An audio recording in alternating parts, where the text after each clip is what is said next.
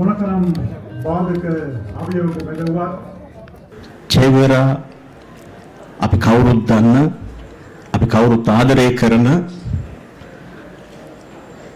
ජාත්‍යන්තර විප්ලවවාදී. ඒ ජාත්‍යන්තර විප්ලවවාදීව මරා දැමුවේ ඔක්තෝබර් මාසයේ 8 වෙනිදා.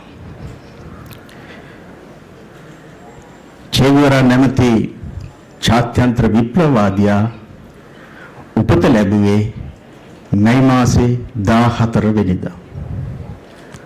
ජනතා විමුක්ති පෙරමුණ උපත ලැබුවේ මැයි මාසේ 14 වෙනිදා.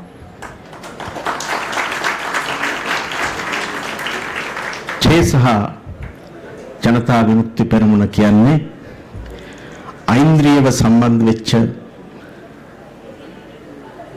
වෘත්තාන්තයක්. ඔහු එදා 1959 මේ ස්ථානයට ඇවිල්ලා ඒ අගෝස්තු මාසේ පුංචි මහෝගනී පැලය රෝපණය කරා.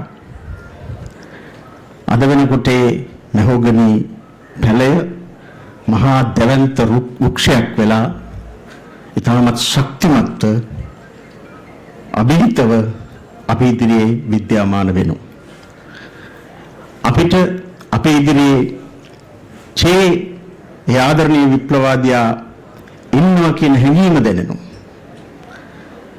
ඒ මහා වෘක්ෂය ශක්තිමත් අපේ ඉදිරියේ අදත් තියෙනවා. ඒ වගේ තමයි එදා 1965 මැයි මාසේ 14 වෙනිදා රෝපණය කරපු ඒ බීජය ජනතා විමුක්ති පෙරමුණ අද මහා දැවැන්ත පක්ෂයක් මේ මහත් සමාජයේ වෙලාගත් ශක්තිමත් මේ මහෝගනී වෘක්ෂය වගේ ශක්තිමත් අඛණ්ඩව ඉදිරියට යන පක්ෂයක් බවට පත් වෙලා තියෙනවා. අර කලින් කිව්වා